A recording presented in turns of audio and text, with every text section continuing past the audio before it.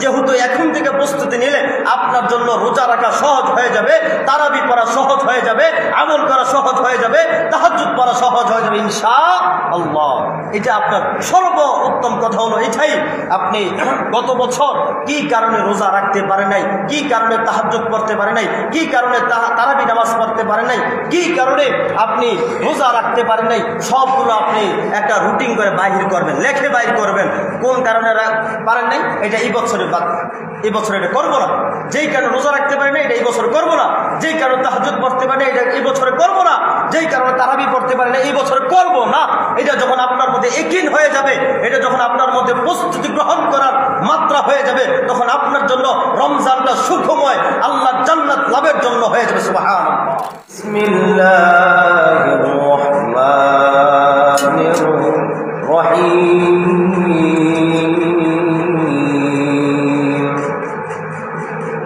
يا أيها الذين آمنوا كتب عليكم الصيام كما كتب على الذين من قبلكم لعلكم تتقون صدق الله العظيم وصدق رسوله النبي الكريم ونحن على ذلك من الشاهدين والشاكرين والذاكرين والحمد لله رب العالمين تكبير میں کلمہ میں نمازوں میں یزامی تکبیر میں کلمہ میں نمازوں میں یزامی اے نام الہی سے ملا نام محمد اے نام الہی سے ملا نام محمد سبحانك لا علم لنا إلا ما علمتنا إنك أنت العليم الحكيم رب اشرح لي صدري ويسر لي أمري واحلل عقدة من لساني يفقهوا قولي या इलाही तू मेरा माबूद है या इलाही तू मेरा माशूक है या इलाही तू मेरा रहमान है या इलाही तू मेरा रहीम है या इलाही तू मेरा गफ्फार है या इलाही तू मेरा गफूर है। अल्हम्दुलिल्लाह সকল প্রশংসায় মহান রব্বে কারীম আল্লাহ পাক রব্বুল আলামিনের জন্য, যে মহান আল্লাহ পাক রব্বুল আলামিনের ফিতনা জমানার মধ্য হতে আল্লাহ পাক আপনাকে আমাকে যাচাই বাছাই করে আল্লাহর ঘর মসজিদে জুমার দিন, গরিবের হজের দিন, বরকতময় দিন, বরকতময় মাসে আল্লাহ আপনাকে আমাকে সর্বপ্রথম সর্ব আগে মসজিদে আসার বসার তৌফিক দান করেছেন, কোরআন হাদিসের আলোচনা করার শোনার তৌফিক দান করেছেন। এই কারণে শুকরিয়া আদায় করি, বলি আলহামদুলিল্লাহ। রব্বুল আলামিন জানায় দেয়, ইয়া আইয়ুহাল্লাযীনা আমানু কুতিবা আলাইকুমুস সিয়াম কামা কুতিবা আলাল্লাযীনা মিন ক্বাবলিকুম লাআল্লাকুম তাত্তাকুন। পাক রব্বুল আলামিন জানায় দেয়, ও ঈমানদারগণ, তোমাদের উপর রমজান মাসে রোজা ফরজ করা হয়েছে, যেভাবে ফরজ করা হয়েছে তোমাদের পূর্ববর্তী লোকদের উপর, যাতে করে তোমরা তাকওয়া অবলম্বন করতে পারো, যাতে করে তোমরা তাকওয়া অর্জন করতে পারো, যাতে করে তোমরা জান্নাত লাভ করতে পারো, যাতে করে তোমরা জাহান্নাম থেকে মুক্তি লাভ করতে পারো। 83 নম্বর আয়াতে আল্লাহ পাক রব্বুল আলামিন জানায় দেয়, ইয়া আইয়ুহাল্লাযীনা আমানু কুতিবা আলাইকুমুস সিয়াম কামা কুতিবা আলাল্লাযীনা মিন ক্বাবলিকুম লাআল্লাকুম তাত্তাকুন।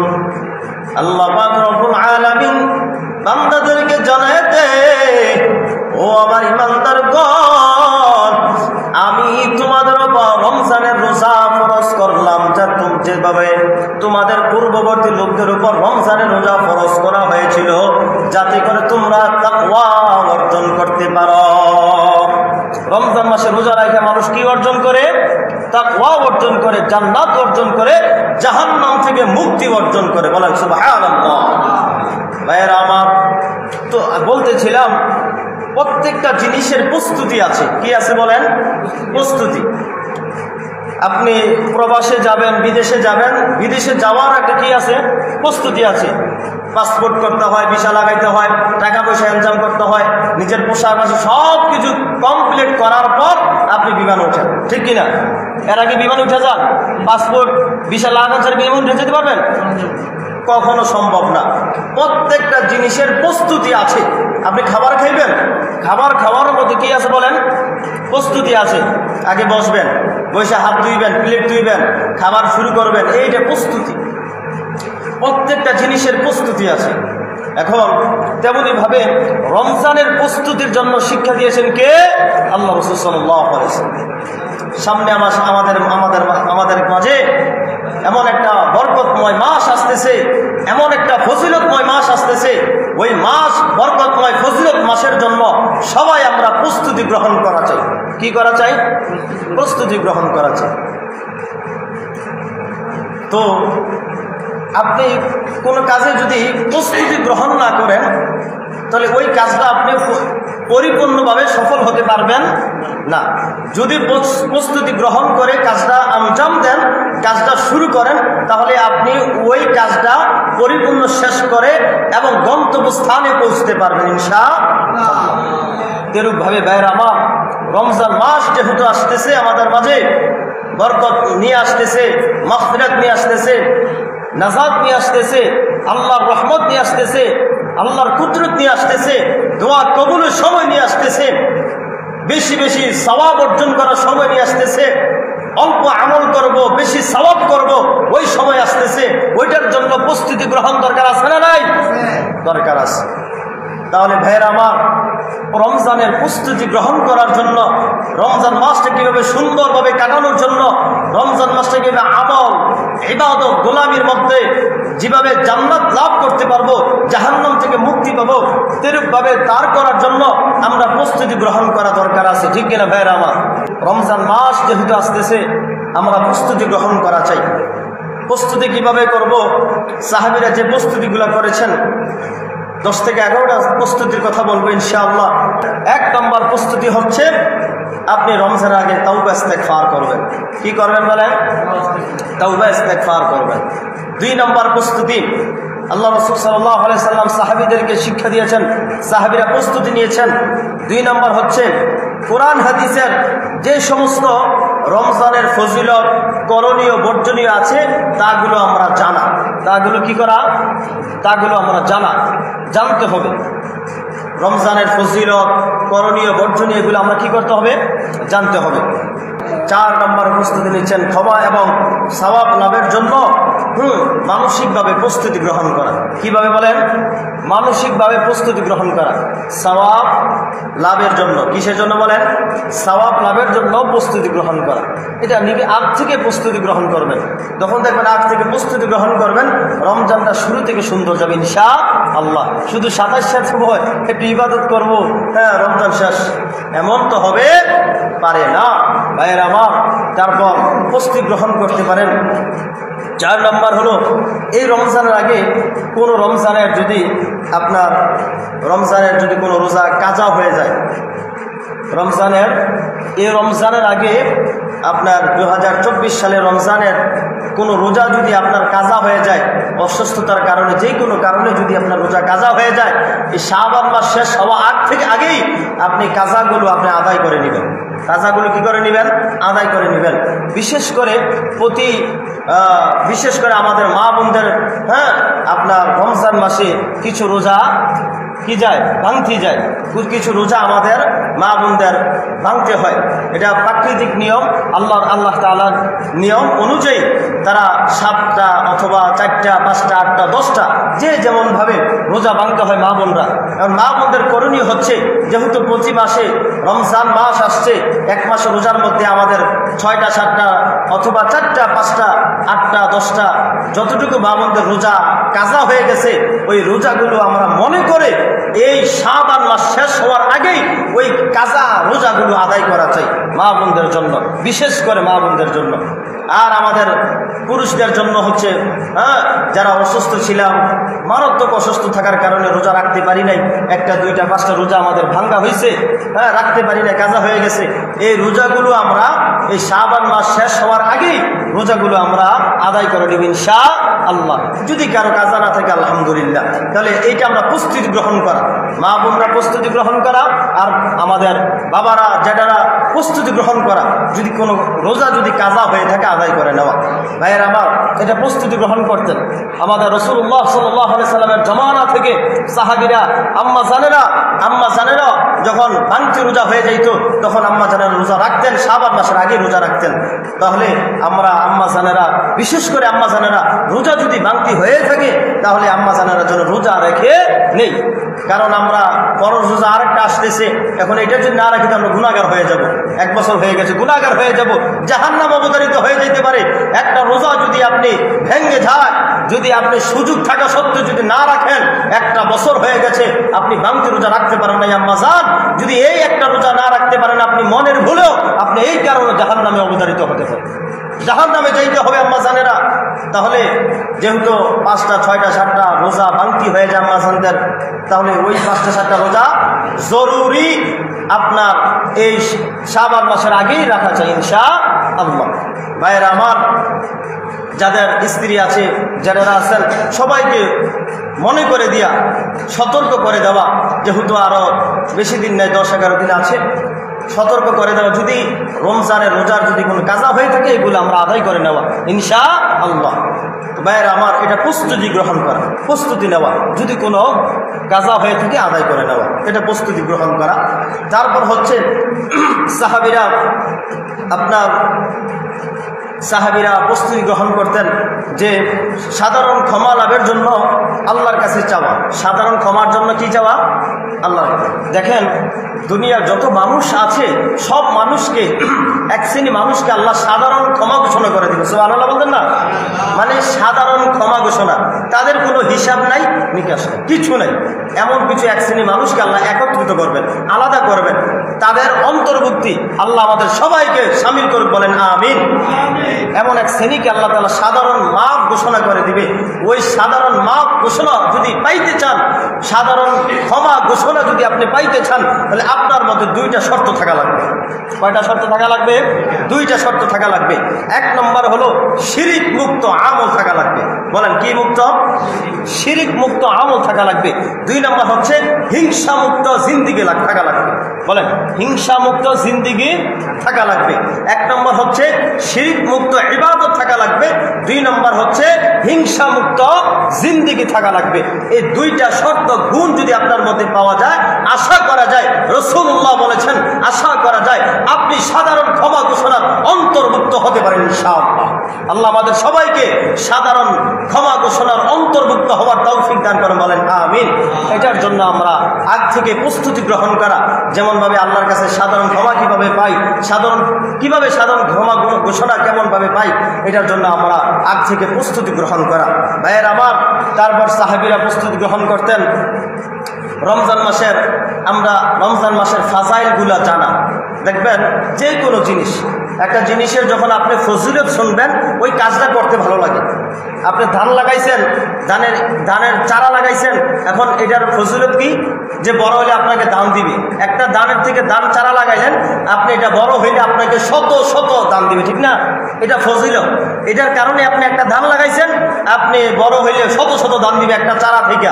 এটার কারণে আপনি একটা ধান লাগাইছেন। তেরূপভাবে আপনি এখন থেকে রমজানের ফজিলতগুলো শুনবেন, জানবেন। ফজিলতগুলো জানলে কি হবে কি, যে রমজানের জন্য আকৃষ্ট বাড়বে, রোজার জন্য আকৃষ্ট বাড়বে, রমজানের ইবাদত করার জন্য আকৃষ্ট বাড়বে, ফজিলত জানবেন ইনশাআল্লাহ। আর প্রতিনিয়ত জুমার সময় তো ফজিলত সম্পর্কে আলোচনা হবে ইনশাআল্লাহ। তারপরও আপনার নিজেই ভাবে ফজিলত জানবেন ইনশাআল্লাহ। এটা প্রস্তুতি নিতে হবে ভাইয়ের আমার। 7 নম্বর হচ্ছে গুরুত্বপূর্ণ বিষয় হচ্ছে আপনি রমজানের জন্য প্রস্তুতি কিভাবে নেবেন। আপনি মনে রাখবেন ভাই আমার, যে গত বছর কি কারণে আপনি রোজা রাখতে পারেন নাই, আপনি নোটিশ করবেন, আপনি রুটিন করবেন। 1 নম্বর লিখবেন যে আমি গত বছর কোন কারণে রোজা রাখতে পারিনি। 1 নম্বর লিখবেন কোন কারণে আমি রোজা রাখতে পারি নাই, লিখবেন। 2 নম্বর লিখবেন আমি কোন কারণে আমি তারাবি নামাজ পড়তে পারিনি, কোন কারণে ওই কারণটা আপনার বাইর করা, এটা আপনার উপর দায়িত্ব। তারপর 3 নম্বর লিখবেন আমি কোন কারণে রোজা রাখিনি, বলেন কোন কারণে আমি রোজাগুলো রাখি নাই। তারপর আপনি লিখবেন আমি কোন কারণে তাহাজ্জুদ নামাজ পড়ি, এত সুবর্ণ সুযোগ থাকা সত্ত্বেও প্রত্যেকটা মসজিদের বাইর থেকে আওয়াজ হয় উঠুন, ঘুম থেকে উঠুন, তারপরে ঘুম থেকে উঠি না, ওঠার পরও তাহাজ্জুদ পড়ি না, কেন পড়ি না, এটা আপনি বাইর করতে হবে। কেন পড়ি না, কেন করতে পারি না, এটা যদি আপনি বাইর করেন তাহলে আপনার জন্য সামনে রমজান যা আসতেছে এটা আমল করার জন্য সুবর্ণ সুযোগ হয়ে যাবে ইনশাআল্লাহ। মনে রাখতে হবে আপনি শুধু বাইর করবেন আমি গত বছরে কেন রোজা রাখতে পারি নাই, কেন রাখতে পারি না, কেন জিনিসটা বাইর করবেন। কেন রোজা রাখতে পারেন না, বাইর করবেন। কেন বাইর করবেন, কেন তারাবি নামাজ পড়তে পারি নাই, কেন এটা বাইর করবেন। কেন রোজাগুলো রাখতে পারি নাই, কেন এটা বাইর করবেন। যখন আপনি নিজেকে নিজে অনুশোচনাভাবে বাইর করবেন, আরে এটার কারণে আমি রোজা রাখতে পারি নাই, হায়রে এটার জন্য আমি রমজানে তারাবি নামাজ পড়তে পারি নাই, হায়রে এটার জন্য আমি তাহাজ্জুদ নামাজ পড়তে পারি নাই, হায়রে এটার জন্য আমি ইবাদত গোলামি তাসবিহ তাহলিল আদায় করতে পারি নাই, বাহির করবেন। তখন আপনার দ্বারা সহজ হয়ে যাবে ওই কাজটা এই বছরে যে আসতেছে ওই কাজটা আপনি দূরীভূত করে ফেলবেন, লক্ষ্য দিয়ে ফেলে দিবেন। যেই কাজটার কারণে আপনি রোজা রাখতে পারেন নাই ওই কাজটা থেকে বিরত থাকবেন। এখন থেকে প্রস্তুতি নেবেন, যেহেতু এখন থেকে প্রস্তুতি নিলে আপনার জন্য রোজা রাখা সহজ হয়ে যাবে, তারাবি পড়া সহজ হয়ে যাবে, আমল করা সহজ হয়ে যাবে, তাহাজ্জুদ পড়া সহজ হয়ে যাবে ইনশাআল্লাহ। এটা আপনার সর্বোত্তম কথা হলো এটাই, আপনি গত বছর কি কারণে রোজা রাখতে পারেন নাই, কি কারণে তাহাজ্জুদ পড়তে পারেন নাই, কি কারণে তারাবি নামাজ পড়তে পারেন নাই, কি কারণে আপনি রোজা রাখতে পারেন নাই, সবগুলো আপনি একটা রুটিন করে বাহির করবেন, লেখে বাহির করবেন। কোন কারণে পারেন নাই এটা এই বছরে এটা করবো না, যেই কারণে রোজা রাখতে পারি না এটা এই বছর করবো না, যেই কারণে তাহাজ্জুদ পড়তে পারি না এটা এই বছরে করবো না, যেই কারণে তারাবি পড়তে পারি না এই বছরে করবো না। এটা যখন আপনার মধ্যে ইয়াকিন হয়ে যাবে, এটা যখন আপনার মধ্যে প্রস্তুতি গ্রহণ করার মাত্রা হয়ে যাবে, তখন আপনার জন্য রমজানটা সুখময়, আল্লাহর জান্নাত লাভের জন্য হয়ে যাবে সুবহানাল্লাহ। অতএব ভাইয়ের আমার প্রস্তুতি গ্রহণ করা চাই ইনশাআল্লাহ। ভাইয়ের আমার তারপর প্রস্তুতি নিতেন আপনি রমজান মাসটা কিভাবে কাটাইবেন। সাহাবীরা বসে আপনি রুটিন করত, ফজরের পরে কি করব, তারপর ইফতার আগে কি করব, ইফতারের পরে কি করবে, এগুলো রুটিন বানাইতেন, সাজাইতেন। তাহলে আমরা এইভাবে সাজাবো, সাজানোর জন্য আগ থেকে প্রস্তুতি গ্রহণ করবো ইনশাআল্লাহ। ভাইয়ের আমার আর বিশেষ একটা সুন্নাহ, এটা আমরা ভুলে গেছি, রমজানের চাঁদ দেখি না। রমজানের চাঁদ আমরা সবাই এখন টেলিভিশনের সামনে বসে থাকি, টেলিভিশন সাংবাদিক যখন বলবে চাঁদ উঠছে তারপর থেকে চাঁদের রোজা রাখি, ঠিক না? আমরা চাঁদ দেখা সুন্নাহ যে একটা আছে এটা সবাই ভুলে গেছি। আমাদের শৈশব ছিল সুন্দর, যারা মুরব্বী আছেন, যুবক ভাইয়েরা আছেন, শৈশব ছিল সুন্দর, তখন আমরা দৌড়াইয়ে যাইতাম কোথায় চাঁদ উঠছে। ওই শৈশবের সময় আর এখন নাই। আমাদের শৈশব ছিল সুন্দর, শৈশবে কোথায় চাঁদ উঠছে দৌড়ে যাইতাম, 1 মাইল দৌড়ে যাইতাম চাঁদ কোথায় উঠছে দেখার জন্য। আজ আমরা সবাই এমন বয়স্ক হয়ে গেছি, এমন জায়গায় পড়ে গেছি, আমরা সবাই টেলিভিশনের সামনে করে থাকাই থাকি, সাংবাদিক বলবে চাঁদ উঠছে, এরপর থেকে শুরু আছে না নাই? তাহলে আমাদের সুন্নাহটা ভুলে গেছি। আমরা চাঁদ দেখার জন্য চেষ্টা করবো ইনশাআল্লাহ। রাসূলুল্লাহ সাল্লাল্লাহু আলাইহি ওয়াসাল্লাম সাহাবীদেরকে নিয়ে মজা করে সুন্দর করে চাঁদ দেখতেন, তাহলে আমরা সুন্নাহ অনুযায়ী চাঁদ দেখার জন্য চেষ্টা করবো ইনশাআল্লাহ। ভাইয়ের আমার 10 নম্বর হচ্ছে বিশেষভাবে আল্লাহর কাছে ক্ষমা চাওয়া, আল্লাহর কাছে মাফ চাওয়া। আল্লাহ পাক রব্বুল আলামিন আল্লাহ তাআলা যেন সবাইকে রমজানের রোজাগুলোর জন্য প্রস্তুত গ্রহণ করে রমজানের রোজাগুলো রাখার তৌফিক দান করেন, বলেন আমিন। আরো জোরে বলেন আমিন।